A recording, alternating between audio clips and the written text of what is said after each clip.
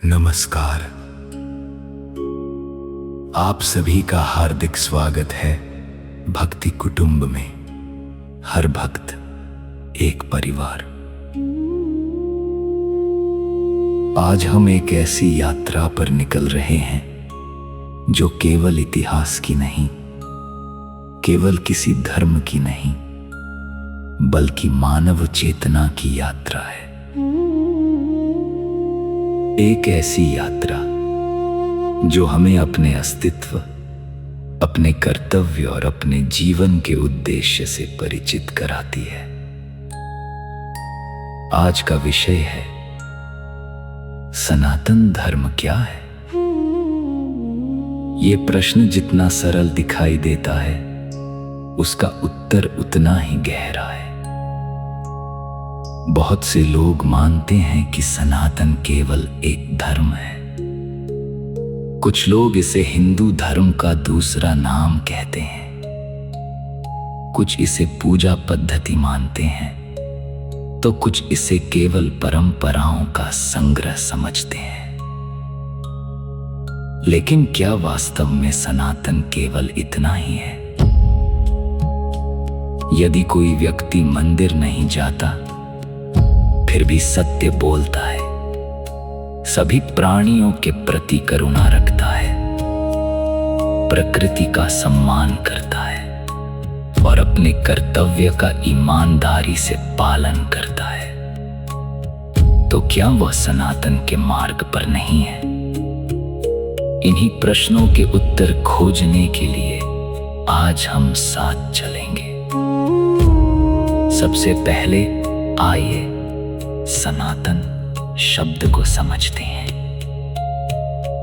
सनातन का अर्थ है जो सदैव से है, जो आज भी है और जो सदा रहेगा, जिसका ना कोई आरंभ है और ना कोई अंत।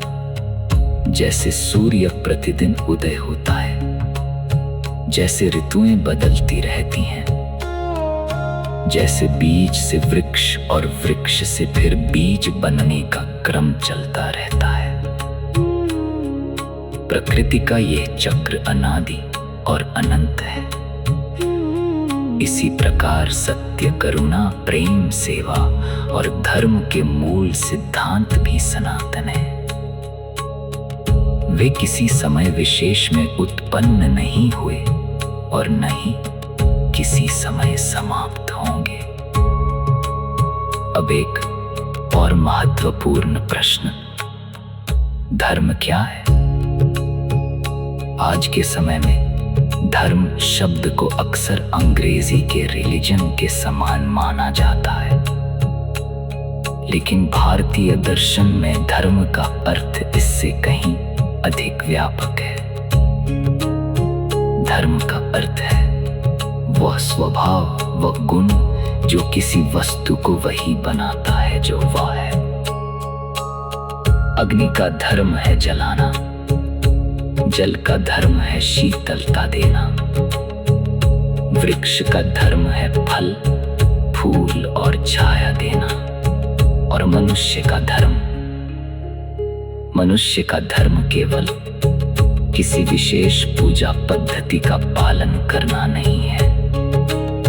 मनुष्य का धर्म है सत्य बोलना, दया करना, कर्तव्य निभाना, प्रकृति का सम्मान करना, ज्ञान प्राप्त करना और अपने जीवन को ऐसा बनाना जिससे स्वयं का और समाज का कल्याण हो।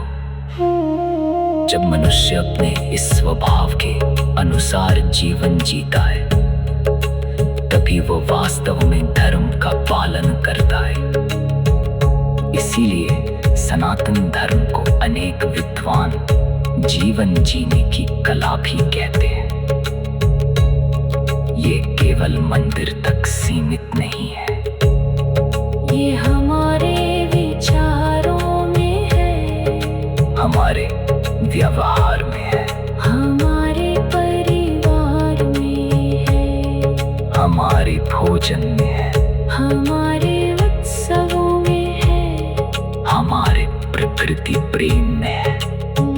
और सबसे बढ़कर ये हमारे भीतर स्थित उस दिव्यता को पहचानने का मार्ग है जो हर जीव में समान रूप से विद्यमान है। अब एक क्षण के लिए कल्पना कीजिए, प्रातः काल का समय है। पूर्व दिशा से सूर्य की पहली किरण पृथ्वी को स्पर्श कर रही है।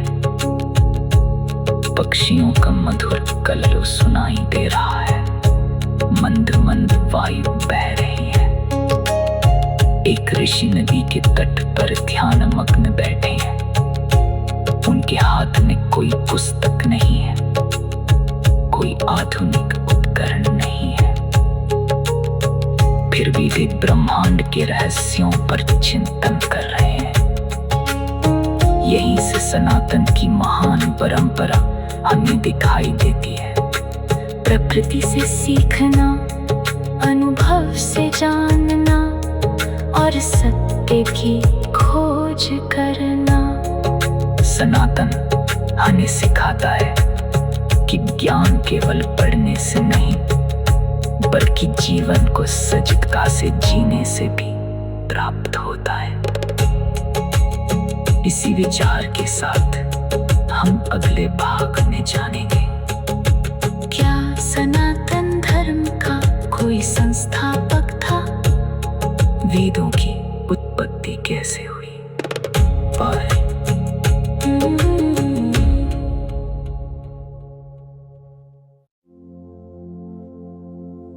यदि आपसे कोई पूछे कि सनातन धर्म की शुरुआत कब हुई, तो शायद पहला उत्तर होगा हजारों वर्ष पहले। लेकिन सनातन का दृष्टिकोण इससे भी अलग है। सनातन ये नहीं कहता कि इसकी शुरुआत किसी एक दिन, किसी एक स्थान या किसी एक व्यक्ति से हुई, बल्कि ये मानता है कि सत्य हमेशा से विद्यमान है। मनुष्य उसे खोजता है, समझता है और फिर अगली पीढ़ी तक पहुंचाता है। इसी कारण सनातन धर्म का कोई एक संस्थापक नहीं माना जाता। ये किसी एक व्यक्ति की शिक्षा नहीं, बल्कि अनेक ऋषियों के अनुभव, चिंतन और साधना का संचित ज्ञान है। कल्पना कीजिए, हजारों वर्ष पहले जब न आधुनिक विद्यालय थे, न विश्वविद्यालय, न इंटरनेट और न छपाई की मशीनें,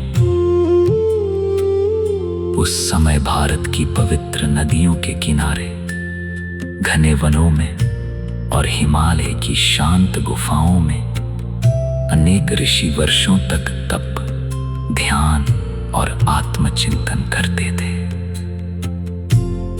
उनका उद्देश्य धन, सत्ता या प्रसिद्धि नहीं था। वे एक ही प्रश्न का उत्तर खोज रहे थे। मैं कौन हूँ? ये संसार क्या है? जीवन का उद्देश्य क्या है? इन गहन अनुभवों से जो ज्ञान प्रकट हुआ, वही आगे चलकर वेदों के रूप में संरक्षित हुआ। वेद किसी एक लेखक की पुस्तक नहीं है। सनातन परंपरा उन्हें श्रुति कहती है, अर्थात ऐसा ज्ञान जिसे ऋषियों ने गहन साधना में अनुभव किया और फिर गुरु से शिष्य तक सुनाकर सुरक्षित रखा। सदियों तक यह ज्ञान केवल स्मरण और उच्चारण की परंपरा से आगे बढ़ता रहा। प्रत्येक शब्द, प्रत्येक स्वर और प्रत्येक उच्चारण की शुद्धता पर विशेष ध्यान दिया जाता था।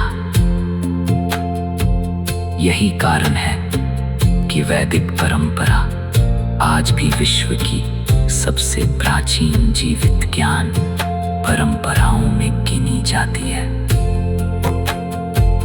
अब एक और महत्वपूर्ण बात, बहुत से लोग सोचते हैं कि वेद केवल पूजा पाठ के लिए है, लेकिन जब हम उनके विषयों को देखते हैं तो पता चलता है कि उनमें प्रकृति, जीवन, समाज, प्रार्थना, नैतिकता और आध्यात्मिक चिंतन के अनेक आयाम मिलते हैं।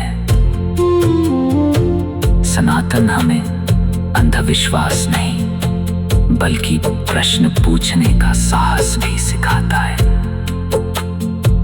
इसीलिए उपनिषदों में गुरु और शिष्य के बीच संवाद दिखाई देते हैं। शिष्य प्रश्न करता है, गुरु उत्तर देता है। कई बार गुरु तुरंत उत्तर भी नहीं देता, बल्कि शिष्य को स्वयं अनुभव करने की प्रेरणा देता है। यही सनातन की सुंदरता है। ये केवल मान लो नहीं कहता, बल्कि समझो, अनुभव करो और फिर स्वीकार करो की प्रेरणा देता है। आज के समय में भी यह शिक्षा उतनी ही प्रासंगिक है। जब हम किसी भी बात को समझने, विचार करने और विवेक से अपनाने की आदत विकसित करते हैं, तब हम सनातन की उसी ज्ञान परंपरा को आगे बढ़ाते हैं। सनातन हमें प्रकृति से प्रेम करना भी सिखाता है। नदियों को माता कहा गया क्योंकि वे जीवन देती है। पर्वतों का सम्मान किया गया क्योंकि वे धैर्य और स्थिरता का प्रतीक है। वृक्षों को पूजनीय माना गया क्योंकि वे बिना किसी अपेक्षा के छाया, फल और प्राणवायु प्रदान करते हैं। ये केवल प्रतीक नहीं है, बल्कि मनुष्य को प्रकृति के साथ संतुलित जीवन जीने का संदेश देते हैं। यदि हम इस संदेश को समझ लें तो पर्यावरण की रक्षा केवल एक अभियान नहीं रहेगी, बल्कि जीवन का स्वाभाविक हिस्सा बन जाएगी। यही सनातन का सार है। सत्य की खोज, प्रकृति का सम्मान, ज्ञान का आदर और मानवता का कल्याण। अगले भाग में हम जानेंगे चारों वेदों का सरल परिचय, उपनिषद और भगवत गीता का स्थान, और क्यों इन्हें आज भी विश्व भर में अध्ययन का विषय माना जाता है। जारी रहेगा।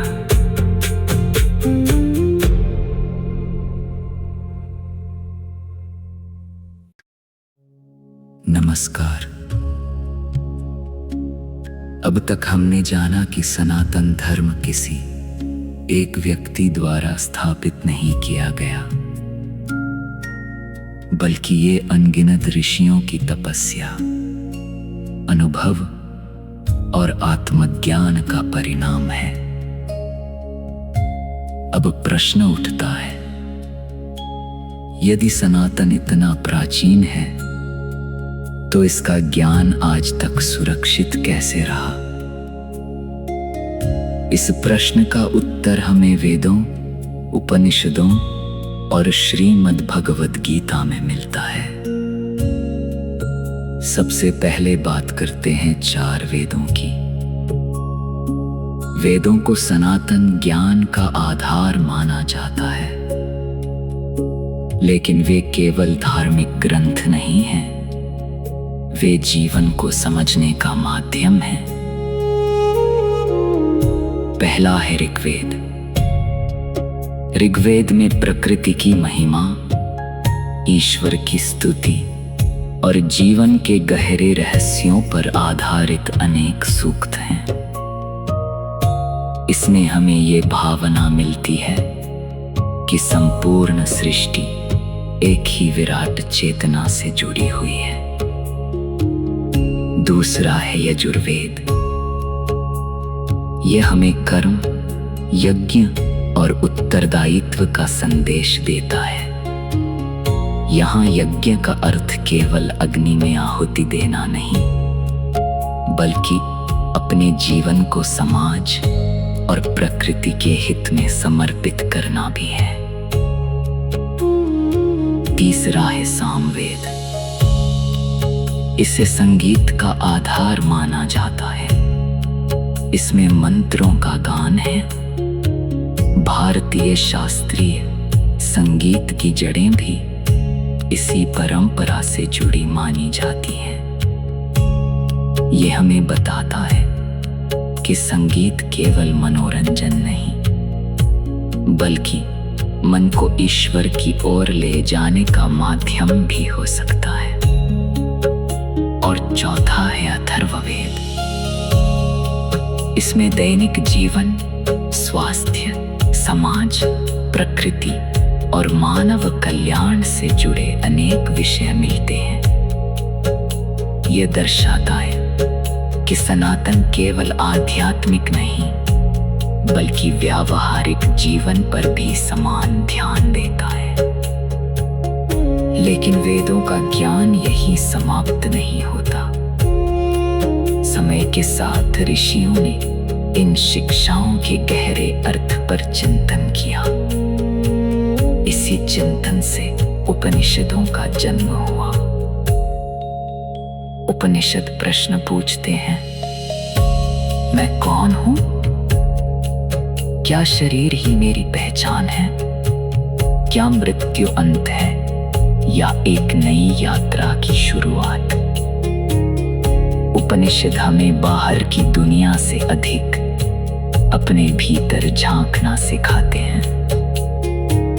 वे कहते हैं कि मनुष्य के भीतर असीम शांति, ज्ञान और दिव्यता का स्रोत मौजूद है, लेकिन उसे पहचानने के लिए मन को शांत करना आवश्यक है।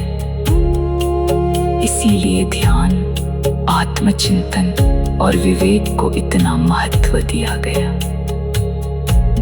अब आइए उस ग्रंथ की ओर जिसका नाम शायद दुनिया के सबसे अधिक पढ़े जाने वाले आध्यात्मिक ग्रंथों में लिया जाता है, श्रीमद् भगवद गीता। महाभारत के युद्ध क्षेत्र में अर्जुन के मन में अनेक प्रश्न उठते हैं। वो भ्रमित हो जाता है। तब भगवान श्री कृष्ण उसे जीवन का ऐसा ज्ञान देते हैं जो केवल युद्ध के लिए नहीं, बल्कि हर मनुष्य के जीवन के लिए मार्गदर्शक बन जाता है। गीता हमें सिखाती है, कर्तव्य करो, लेकिन परिणाम के अहंकार या भय में मत उलझो। सत्य का साथ दो, अपने मन को स्थिर बनाओ और हर परिस्थिति में विवेक से निर्णय लो।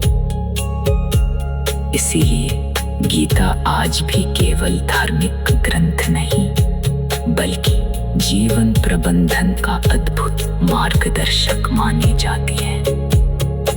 आज के समय में जब मनुष्य तनाव, चिंता और असंतुलन से घिरा हुआ है, तब वेद, उपनिषद और गीता हमें याद दिलाते हैं कि सच्ची शांति बाहर नहीं, हमारे भीतर है।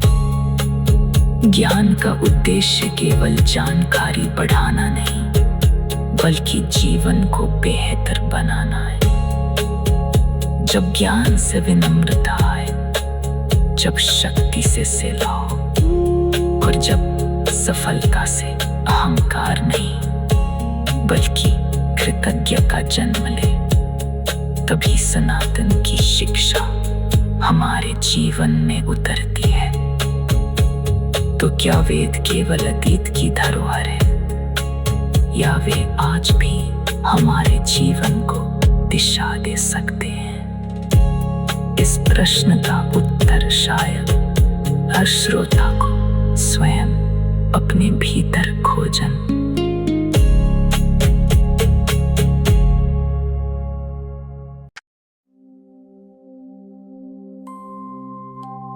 अब तक हमने जाना कि सनातन धर्म किसी एक व्यक्ति द्वारा स्थापित नहीं हुआ, बल्कि ये अनादि ज्ञान की परंपरा है। हमने वेदों, उपनिषदों और गीता की झलक भी देखी, लेकिन अब हम उस प्रश्न पर आते हैं जो अक्सर हर जिज्ञासु के मन में उठता है।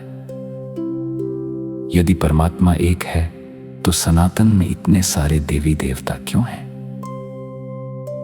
क्या वास्तव में इतने अलग अलग भगवान हैं, या इसके पीछे कोई गहरा आध्यात्मिक अर्थ छिपा है? आइए इसे बहुत सरल भाषा में समझते हैं। कल्पना कीजिए, आकाश में केवल एक सूर्य है, लेकिन वही सूर्य हजारों नदियों में अलग अलग दिखाई देता है।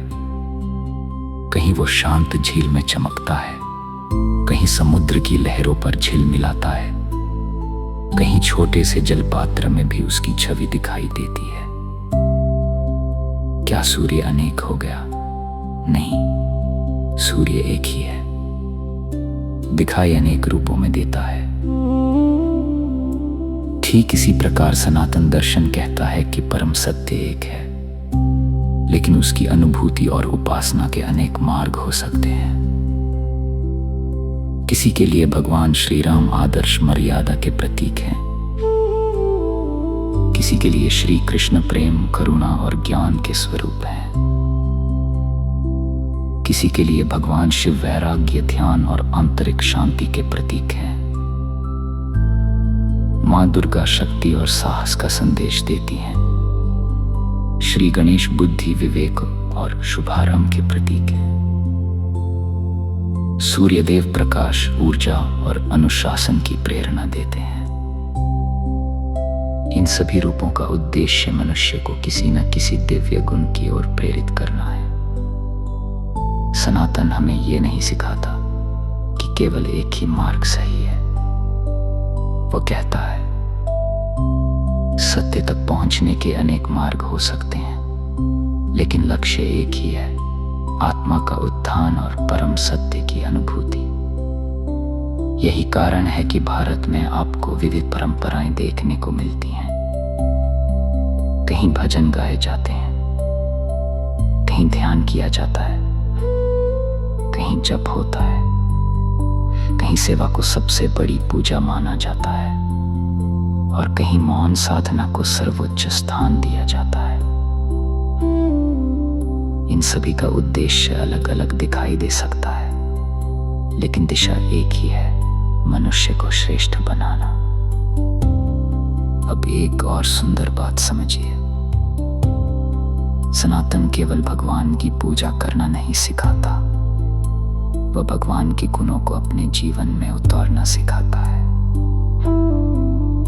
यदि हम श्री राम की पूजा करें, लेकिन सत्य और मर्यादा का पालन न करें, तो पूजा अधूरी है। यदि हम श्री कृष्ण का नाम लें, लेकिन जीवन में करुणा, प्रेम और विवेक न लाएं, तो उनका संदेश अधूरा रह जाता है। यदि हम भगवान शिव को जल अर्पित करें, लेकिन अपने भीतर क्रोध, अहंकार और विवेक न लाएं, तो उनका संदेश अधूरा रह जाता है। यदि हम भगवान शिव को जल अर्पित करें, लेकिन अपने भीतर क्रोध, अहंकार और द्वेष को न छोड़ें, तो साधना भी पूरी नहीं हुई। सनातन का वास्तविक उद्देश्य बाहरी आडंबर से अधिक भीतरी परिवर्तन है। इसीलिए ऋषियों ने कहा कि सबसे बड़ा मंदिर मनुष्य का हृदय है। जब हृदय में करुणा होती है, तब ईश्वर का अनुभव सहज होने लगता है। जब मन में अहंकार कम होता है तब ज्ञान का प्रकाश बढ़ता है, और जब जीवन सेवा सत्य और प्रेम से भर जाता है तब हर कार्य पूजा बन जाता है। यही कारण है कि सनातन में विविधता का सम्मान किया गया है। ये हमें सिखाता है कि अलग अलग मार्ग होने पर भी परस्पर सम्मान बना रहना चाहिए। सच्ची आध्यात्मिकता दूसरा को छोटा दिखाने में नहीं बल्कि स्वयं को बेहतर बनाने में है। अब सोचिए, यदि एक ही बगीचे में केवल एक ही प्रकार का फूल होता तो क्या वो उतना सुंदर लगता? शायद नहीं। विविधता ही प्रकृति की सुंदरता है। उसी प्रकार सनातन में भी अनेक रूप, अनेक परंपराएं और अनेक साधना मार्ग है, लेकिन उनका मूल संदेश एक ही है: सत्य, करुणा, सेवा, आत्मसंयम और ईश्वर के प्रति प्रेम। अगले भाग में हम जानेंगे कर्म क्या है, क्या भाग्य पहले से लिखा हुआ है, क्या हमारे कर्म वास्तव में हमारा भविष्य बनाते हैं, और क्या कर्म का सिद्धांत आज के जीवन में उतना ही नहीं महत्वपूर्ण है। इसी रोचक विषय के साथ अगले भाग में फिर मिलेंगे। हरि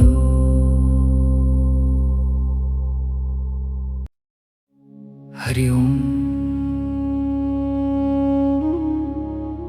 आप सुन रहे हैं भक्ति कुटुंब का विशेष आध्यात्मिक पॉडकास्ट सनातन धर्म क्या है।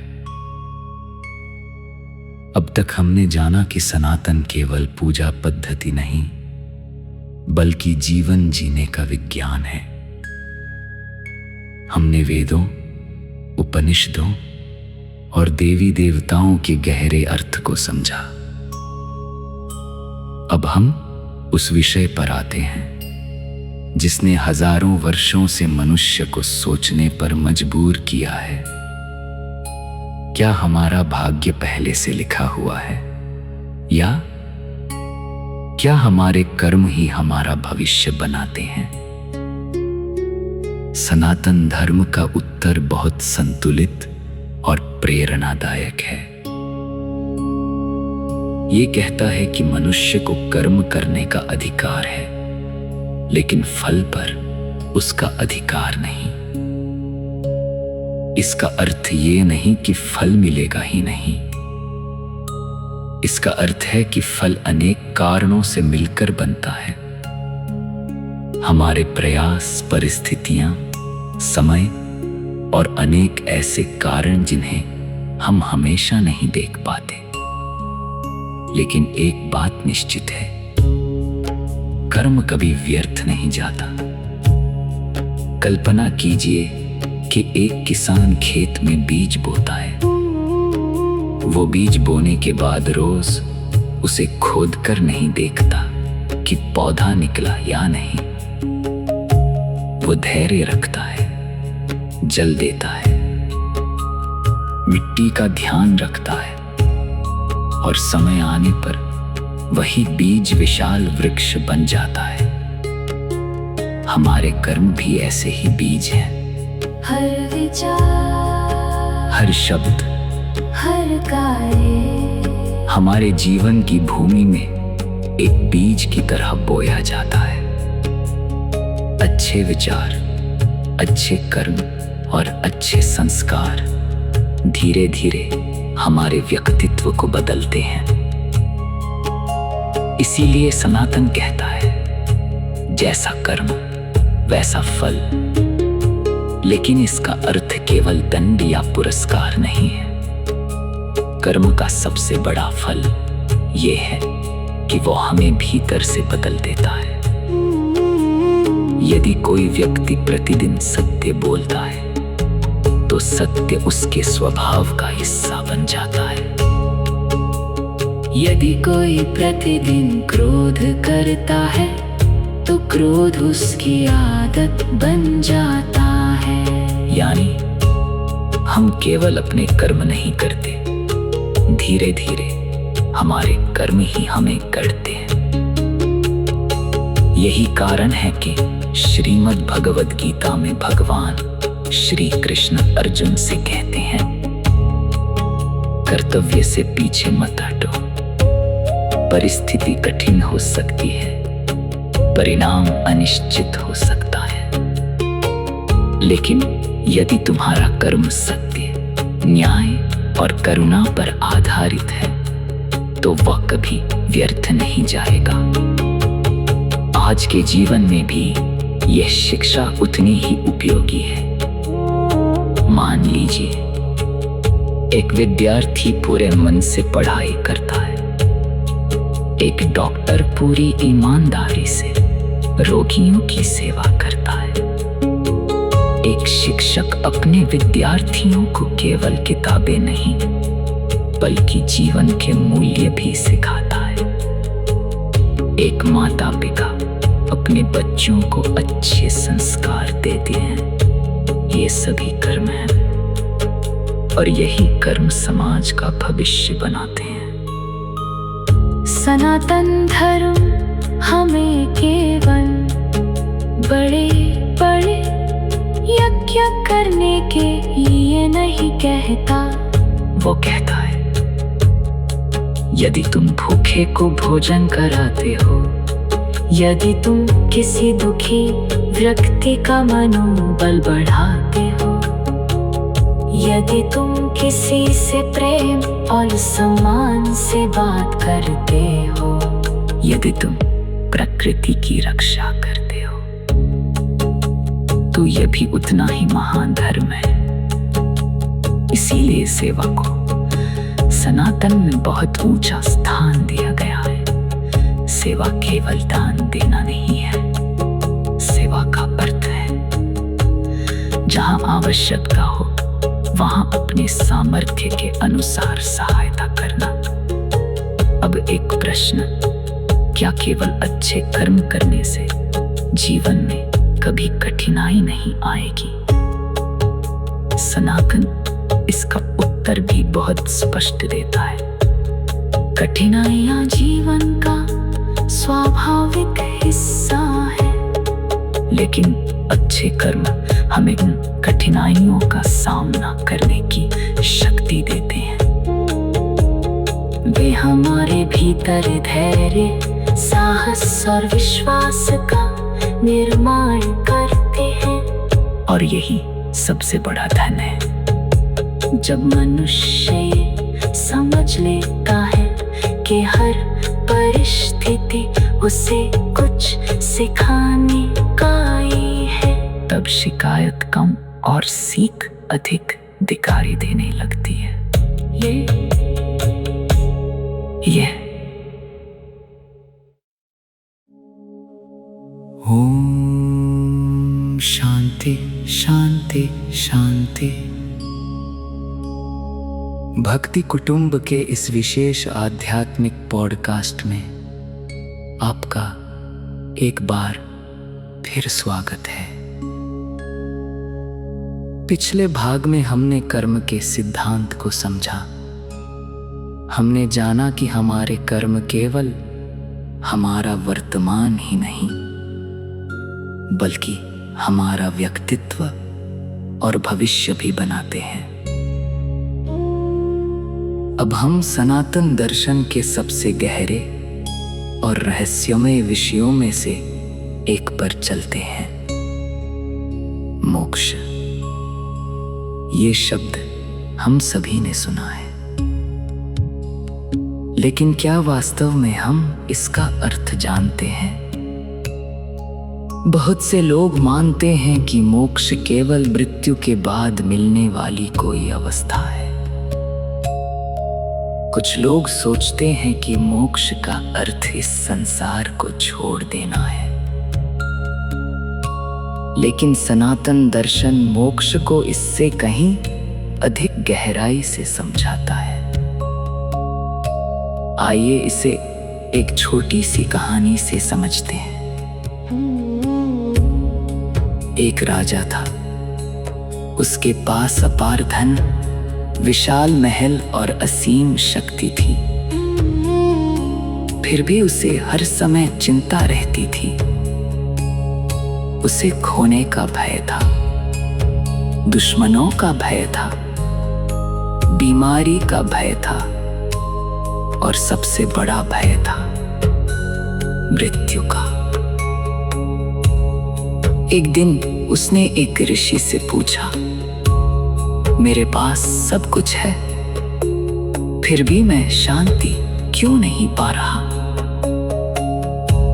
ऋषि मुस्कुराए और बोले, राजन, तुम महल में रहते हो, लेकिन तुम्हारा मन भय के कारागार में कैद है।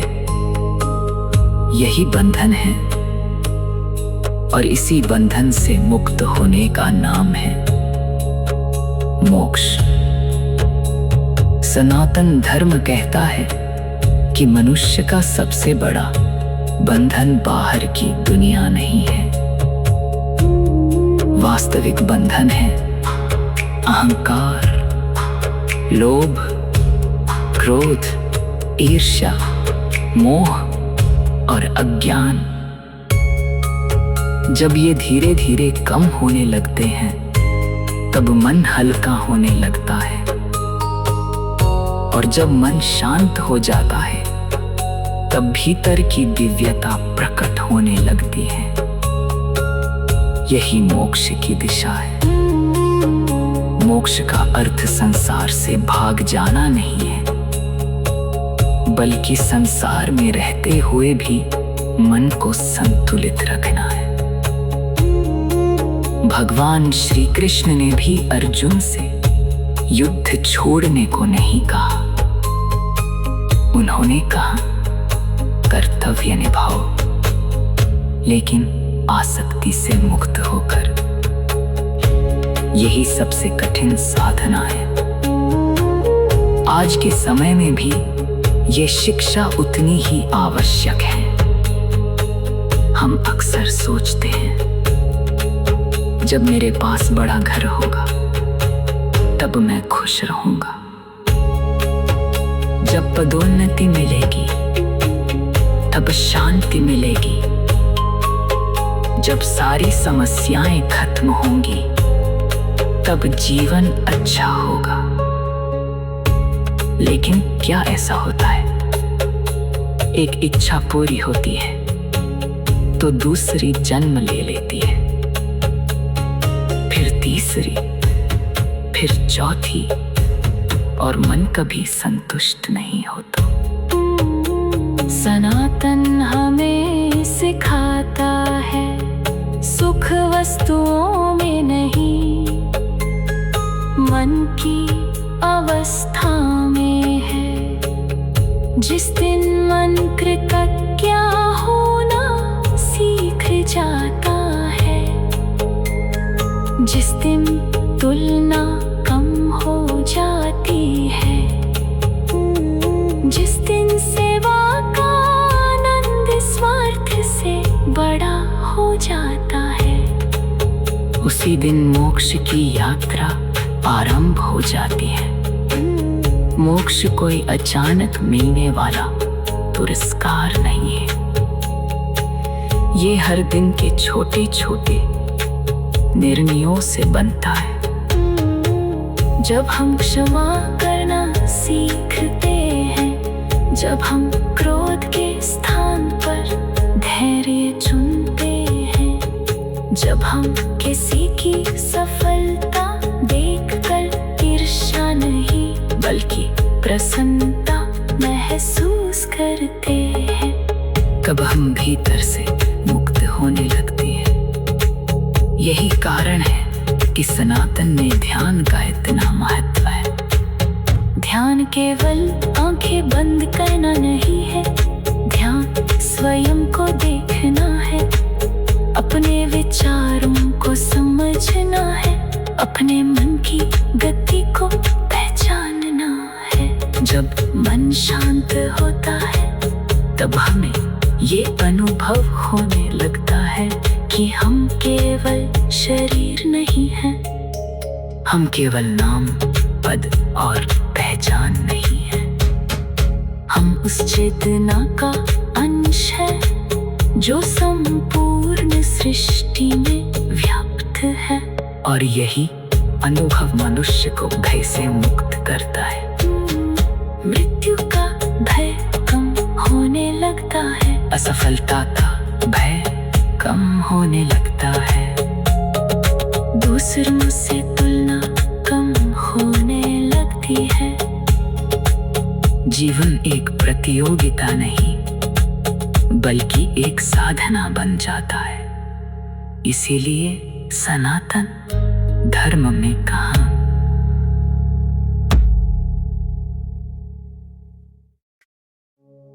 ओम नमः शिवाय। भक्ति कुटुंब के इस आध्यात्मिक सफर में आपका एक बार फिर स्वागत है। अब तक हमने सनातन का अर्थ, वेदों का ज्ञान, देवी देवताओं का दर्शन, कर्म का सिद्धांत और मोक्ष की यात्रा को समझा। अब हम एक ऐसे विषय पर पहुंचते हैं जिसे आज पूरी दुनिया अपनाने लगी है, योग। लेकिन एक प्रश्न है, क्या योग केवल शरीर को स्वस्थ रखने का माध्यम है? क्या कुछ आसन कर लेने का नाम ही योग है? या योग का अर्थ इससे कहीं अधिक गहरा है? आइए इसे समझते हैं। योग शब्द संस्कृत की युज धातु से बना है, जिसका अर्थ है जोड़ना। लेकिन क्या जोड़ना? शरीर को मन से, मन को बुद्धि से और अंततः आत्मा को परम चेतना से। यही योग का वास्तविक अर्थ है। आज दुनिया के करोड़ों लोग योग करते हैं, लेकिन यदि योग केवल शरीर तक सीमित रह जाए तो वह अधूरा है। सनातन कहता है, यदि शरीर स्वस्थ है लेकिन मन अशांत है, यदि धन बहुत है लेकिन संतोष नहीं, यदि सफलता है लेकिन भीतर भय और तनाव है, तो जीवन अभी संतुलित नहीं हुआ। योग उसी संतुलन का विज्ञान है। कल्पना कीजिए, एक रथ है, उसमें घोड़े बहुत शक्तिशाली हैं, लेकिन सारथी सो गया है, तो क्या होगा? रथ दुर्घटनाग्रस्त हो जाएगा। हमारा मन भी ऐसा ही है। यदि मन को दिशा न मिले तो वह कभी क्रोध में दौड़ता है, कभी भय में, कभी लालच में और कभी चिंता में। योग उस सारथी को जगाता है। वो हमें अपने मन का स्वामी बनना सिखाता है, दास नहीं। इसीलिए महर्षि पतंजलि ने योग को केवल आसनों तक सीमित नहीं रखा। उन्होंने बताया कि योग का मार्ग अनुशासन, सत्य, संयम, ध्यान और आत्मचिंतन से होकर गुजरता है। अब ध्यान की बात करते हैं। आज की दुनिया में सबसे अधिक किस चीज की कमी है? समय की? शायद नहीं, शांति की। लोग घंटों मोबाइल पर बिताते हैं, लेकिन 5 मिनट अपने मन के साथ बैठना कठिन लगता है। यही कारण है कि तनाव, चिंता और बेचैनी बढ़ती जा रही है। सनातन हमें सिखाता है, प्रतिदिन कुछ समय स्वयं के लिए निकालो। शांत बैठो, धीरे धीरे श्वास लो, अपने विचारों को आते जाते देखो। उन्हें रोकने की कोशिश मत करो, बस साक्षी बनो। धीरे धीरे मन शांत होने लगेगा। जब मन शांत होता है तब निर्णय बेहतर होते हैं। क्रोध कम होता है, वाणी मधुर होती है और संबंधों में प्रेम बढ़ता है। ध्यान का सबसे बड़ा लाभ यही है कि ये हमें वर्तमान में जीना सिखाता है। हमारा मन अक्सर या तो बीते हुए कल में भटकता रहता है या आने वाले कल की चिंता करता रहता है। लेकिन जीवन तो केवल इस क्षण में है, यही क्षण सबसे मूल्यवान है। सनातन कहता है जो वर्तमान को जीना सीख गया वही वास्तव में जीवन को समझ गया। योग केवल व्यक्तिगत साधना नहीं है, ये हमारे व्यवहार में भी दिखाई देना चाहिए। यदि योग करने के बाद भी हमारा अहंकार बढ़ जाए, यदि हम दूसरों को छोटा समझने लगे, यदि हमारे भीतर करुणा न हो, तो योग भी अधूरा है। सच्चा योग हमें विनम्र बनाता है, वो हमें जोड़ता है, तोड़ता नहीं। इसीलिए सनातन में कहा गया है, जहाँ मन शांत है वहीं ईश्वर का निवास है। आज विज्ञान भी ये स्वीकार करता है कि नियमित ध्यान, गहरी श्वास और योग शरीर तथा मन दोनों के लिए लाभकारी हो सकते हैं। लेकिन सनातन का उद्देश्य केवल स्वास्थ्य नहीं है, उसका उद्देश्य है स्वस्थ शरीर, शांत मन, जागृत बुद्धि और करुणा से भरा हुआ हृदय। जब ये चारों एक साथ विकसित होते हैं, तभी जीवन पूर्णता की ओर बढ़ता है। तो आज से एक छोटा सा संकल्प ले, रोज केवल 10 मिनट। ओम सर्वे भवन्तु सुखिनः। भक्ति कुटुंब के इस आध्यात्मिक सफर में आपका एक बार फिर हार्दिक स्वागत है। अब तक हमने सनातन के दर्शन, वेदों का ज्ञान, कर्म, मोक्ष और योग की यात्रा को समझा। लेकिन अब हम उस विषय पर पहुंचते हैं जो सनातन को केवल एक दर्शन नहीं बल्कि जीवन की जीती जागती परंपरा बनाता है। वह है भारतीय संस्कृति, परिवार और संस्कार। आज जब दुनिया तेजी से बदल रही है, तकनीक बदल रही है, जीवन शैली बदल रही है, तब भी कुछ ऐसे मूल्य हैं जो हजारों वर्षों से मानव जीवन को दिशा देते आ रहे हैं। ये मूल्य है सम्मान, सेवा, कृतज्ञता, संयम और प्रेम। यही सनातन संस्कृति की पहचान है। सोचिए, एक छोटा बच्चा बोलना कैसे सीखता है? किताबों से नहीं, वह अपने माता पिता को देखकर सीखता है। वो दादा दादी की बातें सुनकर सीखता है। वह घर के वातावरण से सीखता है। इसीलिए सनातन में कहा गया, परिवार ही जीवन की पहली पाठशाला है। यहीं से संस्कारों की शुरुआत होती है।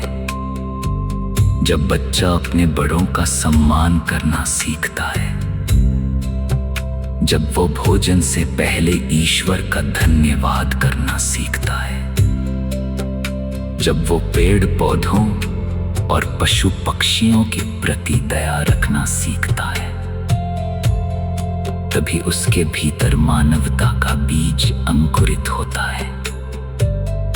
यही संस्कार है। संस्कार केवल धार्मिक अनुष्ठान नहीं है, संस्कार वो शक्ति है जो हमारे चरित्र का निर्माण करती है। आज समाज में ज्ञान की कमी नहीं है, जानकारी की भी कमी नहीं है, लेकिन यदि चरित्र कमजोर हो जाए तो ज्ञान भी गलत दिशा में जा सकता है। इसीलिए सनातन कहता है, चरित्र ज्ञान से भी बड़ा धन है। अब एक और सुंदर परंपरा को समझते हैं। भारत में अतिथि को अतिथि देवो भव कहा गया। इसका अर्थ ये नहीं कि हर आने वाला व्यक्ति देवता है। इसका अर्थ है, जो भी हमारे द्वार पर आए उसके साथ सम्मान और विनम्रता का व्यवहार करो। यही संस्कृति समाज को जोड़ती है। इसी प्रकार माता पिता का सम्मान, गुरु के प्रति श्रद्धा और प्रकृति के प्रति कृतज्ञता, ये केवल परंपराएं नहीं है, ये मनुष्य को विनम्र बनाती है। और जहां विनम्रता होती है वहीं ज्ञान टिकता है। आज की दुनिया में हम अक्सर सफलता को धन, पद और प्रसिद्धि से मापते हैं, लेकिन सनातन एक अलग प्रश्न पूछता है। क्या तुम्हारे कारण किसी के चेहरे पर मुस्कान आई? क्या तुम्हारे कारण किसी का दुख कम हुआ? क्या तुम्हारे जीवन से समाज को कुछ अच्छा मिला? यदि उत्तर हाँ है तो वही सच्ची सफलता है। सनातन संस्कृति हमें प्रतियोगिता से पहले सहयोग सिखाती है, स्वार्थ से पहले सेवा सिखाती है और अधिकार से पहले कर्तव्य सिखाती है। इसीलिए भारतीय परिवार केवल साथ रहने वाले लोगों का समूह नहीं होता, वो प्रेम, त्याग और उत्तरदायित्व का विद्यालय होता है। हाँ, समय बदलता है, जीवन शैली बदलती है, लेकिन संस्कारों का महत्व कभी कम नहीं होता। आज भी यदि परिवार साथ बैठकर भोजन करे, यदि बच्चे अपने बुजुर्गों से बातें करें, यदि घर में कुछ समय प्रार्थना, भजन या शांत चिंतन के लिए निकाला जाए तो परिवार का वातावरण बदलने लगता है। क्योंकि शांति केवल बाहर से नहीं आती, वो घर के वातावरण से जन्म लेती है और घर का वातावरण हमारे व्यवहार से बनता है। यही कारण है कि सनातन धर्म में कहा गया है, वसुधैव कुटुंबकम, अर्थात ये संपूर्ण पृथ्वी एक परिवार है। ये विचार केवल भारत के लिए नहीं है, ये पूरी मानवता के लिए एक संदेश है। यदि हम हर मनुष्य में ईश्वर का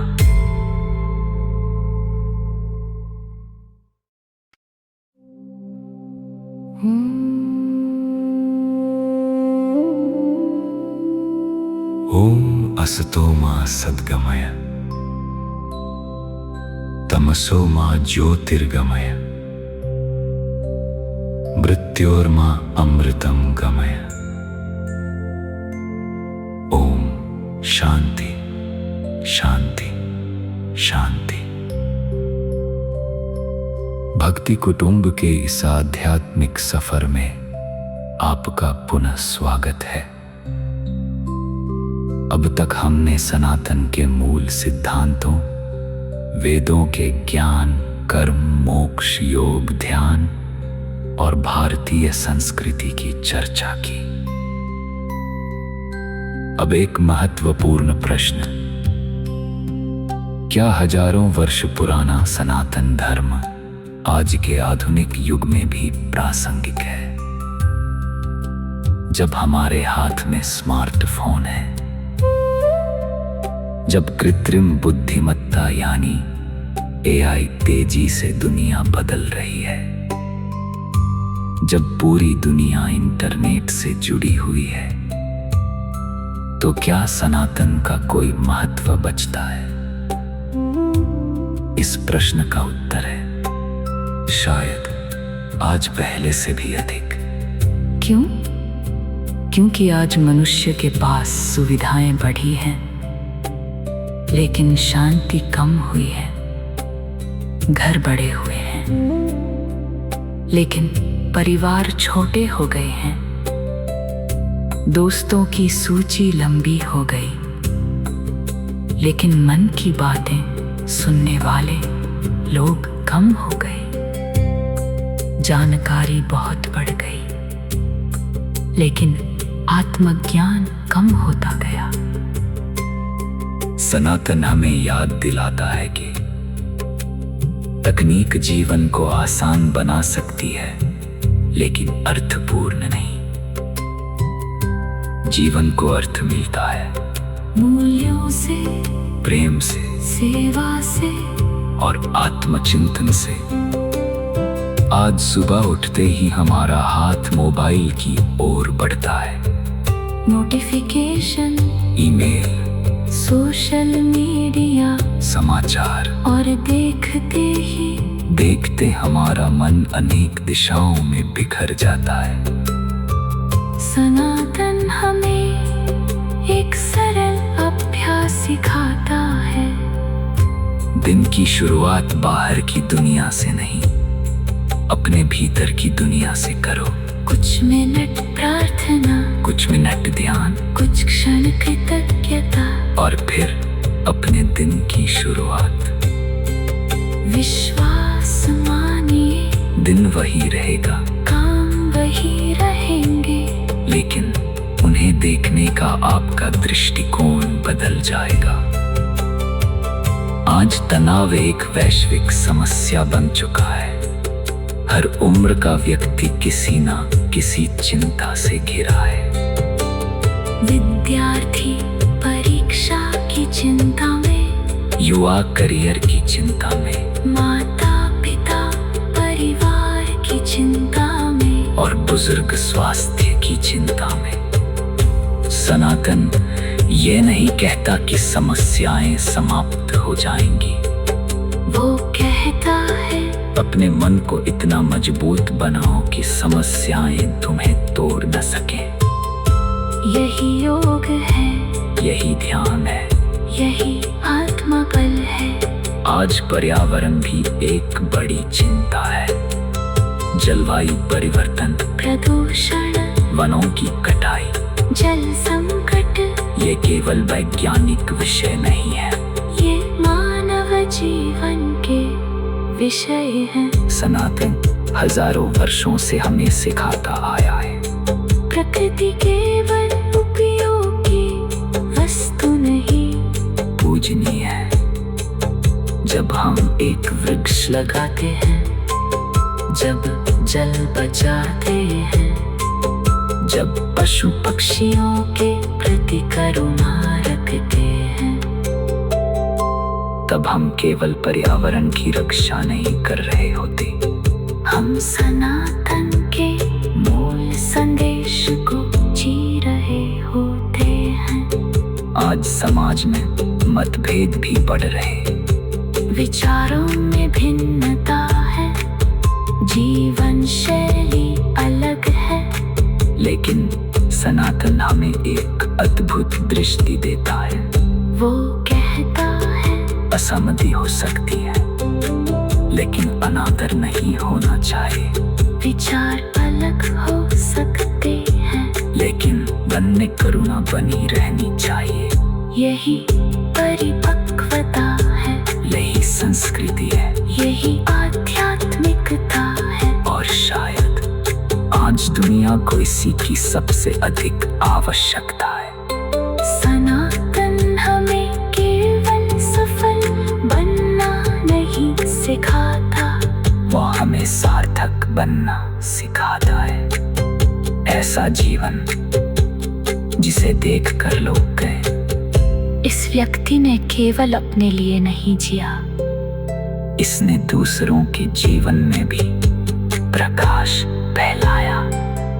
कल्पना कीजिए, यदि हर व्यक्ति प्रतिदिन केवल एक अच्छा कार्य करने का संकल्प ले, एक पेड़ लगाए, एक भूखे को भोजन कराए, एक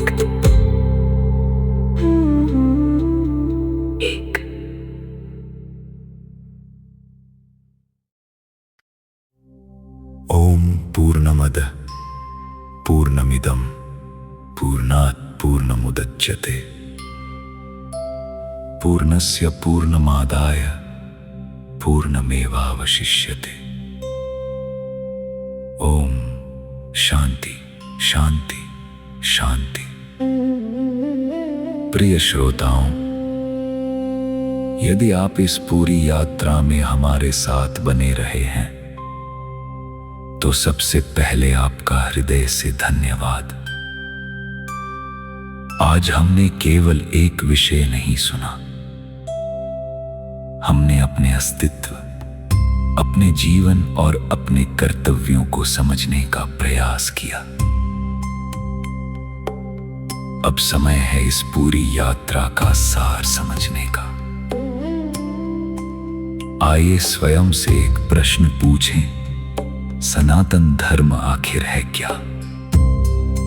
क्या यह केवल मंदिर जाने का नाम है?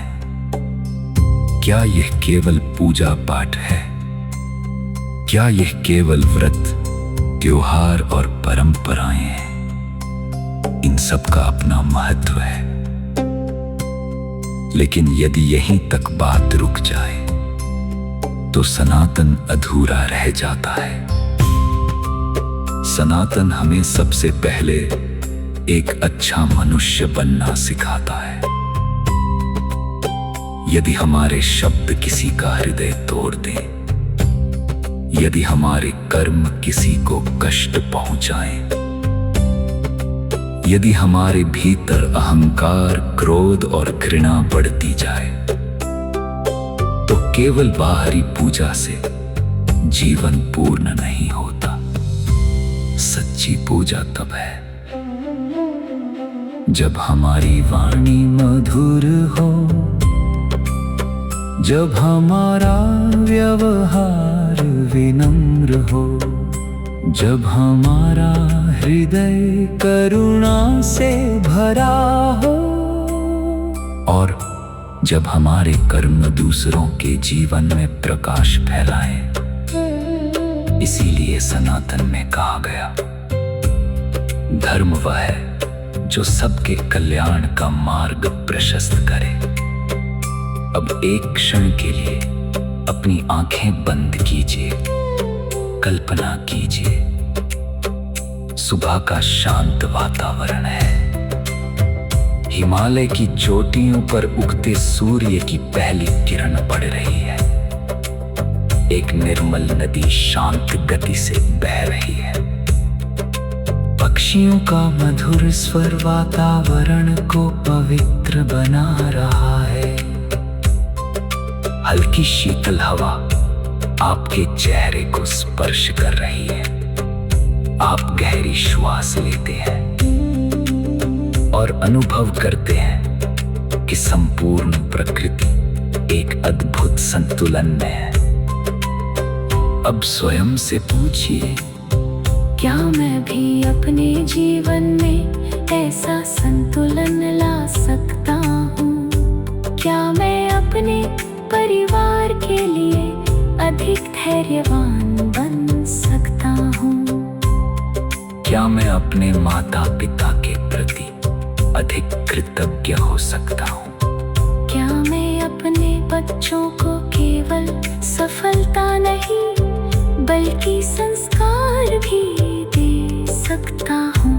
क्या मैं अपने कार्यस्थल पर ईमानदारी और सम्मान का वातावरण बना सकता हूँ?